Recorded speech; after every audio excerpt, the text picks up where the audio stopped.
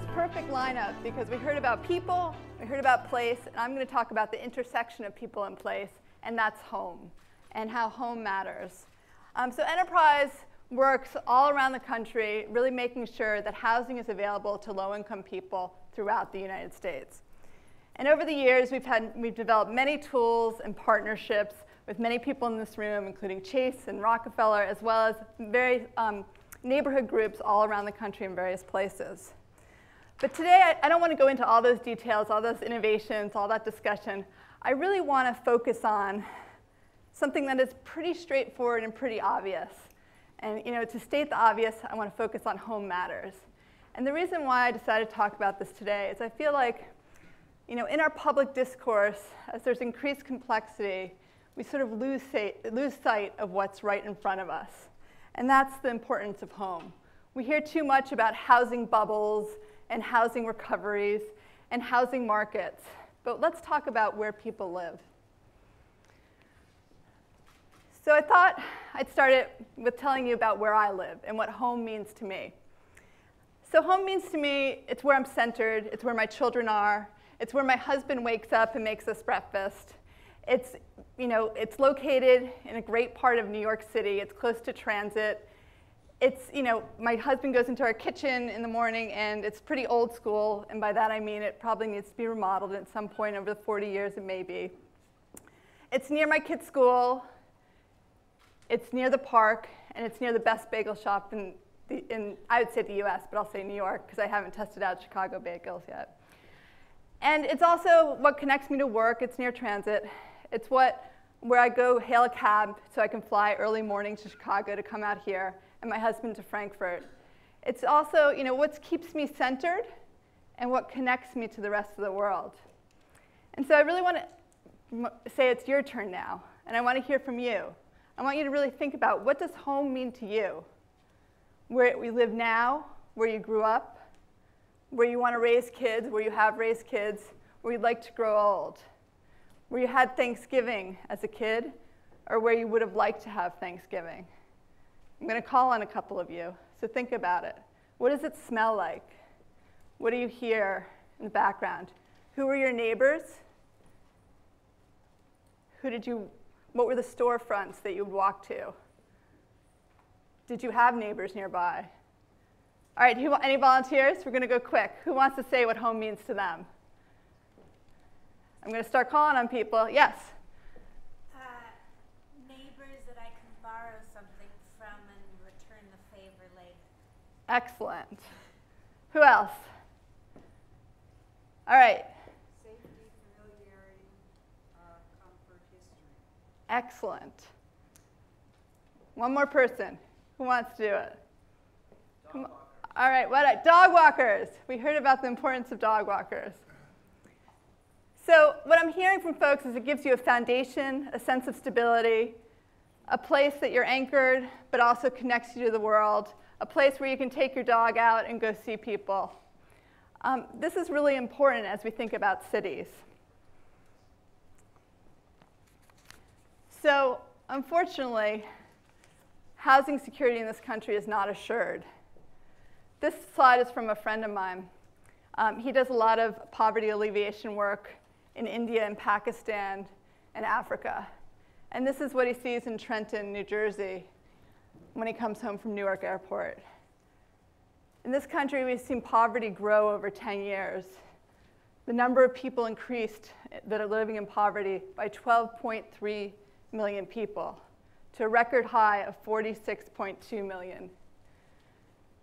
That's people who are making, for a family of four, less than $22,000 a year.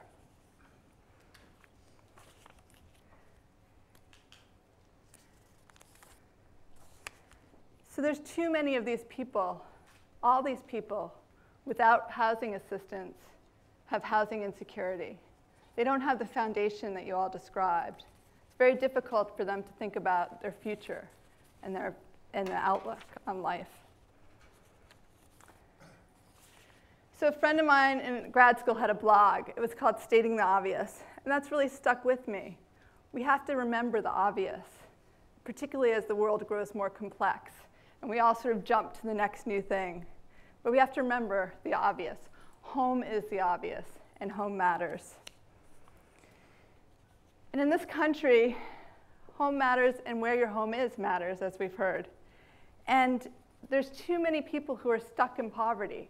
10 million Americans live in places that have concentrated poverty, where more than 40% of their neighbors are below the poverty line. And this is a country where we believe that if you work hard enough, you're going to do well in life, you can succeed. But in fact, that's just not the case. The best predictor of what your income will be in the future is the location of your childhood home.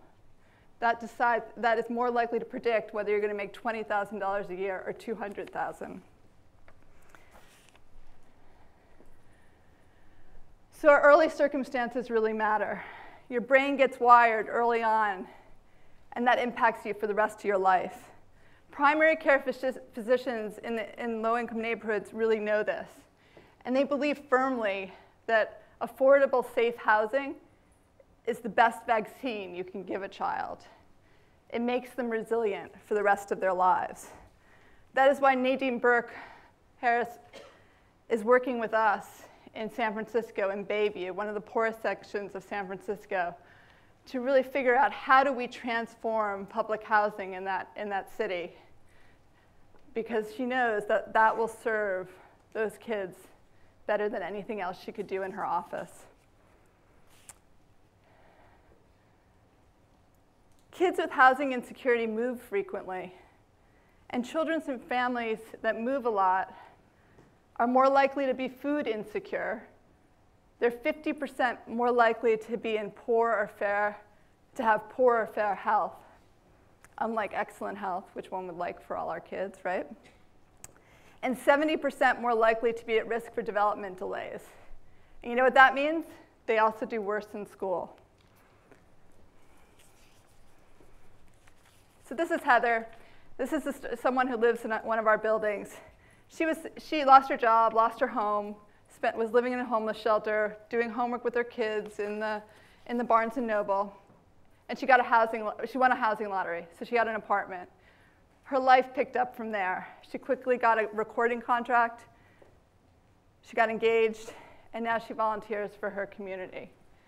So having stable housing allows you to achieve your professional dreams, support your family, and give back to your community.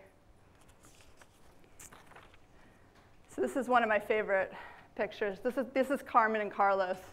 Carmen and Carlos live in one of our fantastic buildings in in New York City called Servium Gardens.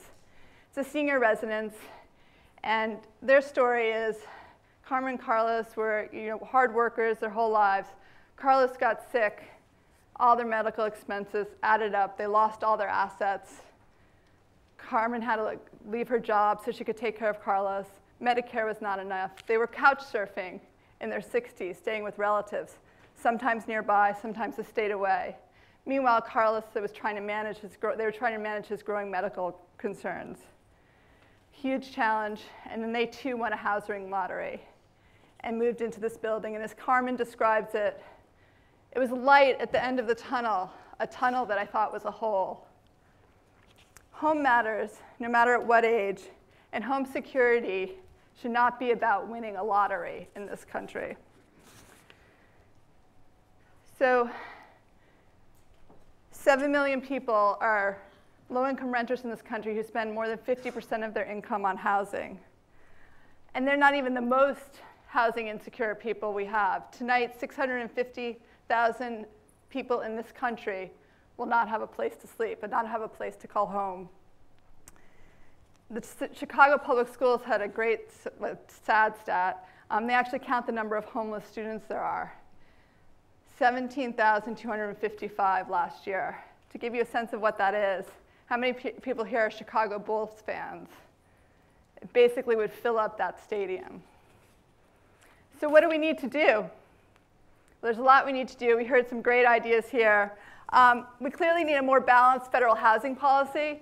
So right now we have a housing policy where 60% of the federal supports, $130 billion, goes to folks who itemize their taxes and take the mortgage income tax deduction.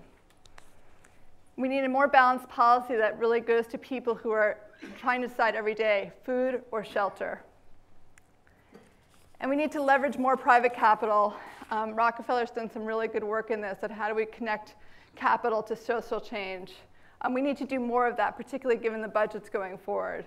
I think we can do it, and we need to make sure that affordable housing in the United States is high on the impact agenda. We need to innovate. I could spend all day talking about this. You heard a lot about it. We're going to hear a lot more about it this week. Super exciting. We're fortunate. We have a bunch of architectural fellows that work with us, work with financial institutions, and work in the communities and community groups. Their design thinking, their young thoughts, their brilliance is pushing us and pushing our partners so we can think about housing and affordable housing in all new ways. And so that's exciting, but we need a lot more of that if we're going to solve this problem. And then we need to engage a broader audience. All of you, everybody here, everybody in Chicago, everybody in this country really has to understand that where you live matters and that we have to make sure everybody has a place to live. So quickly, I had the opportunity to hear Destiny. She's a poet. She's from the poorest neighborhood in New York City. The median income for a family of 4 in Morrisania is $86.94. Let me read you part of her poem. It's from her program, After School Program, which is one of our buildings. This makes me break up. It's just so from the heart. Because there needs to be a place where children chalk their bodies on the ground of dreams, leave their mark, and become architects, quilting together pieces of hope to make something tangible. Tangible dreams, like being the first in your family to hold a diploma, to go to college, to leave El Barrio, and to learn the world. And then the beginning of the last stanza. Because children should feel safe in the real world. Destiny recently had the opportunity to read her poetry to Michelle Obama at the White House. I am confident she will make her dreams tangible. There needs to be a place where children feel safe in the real world. We all need that place. Home matters. Thank you.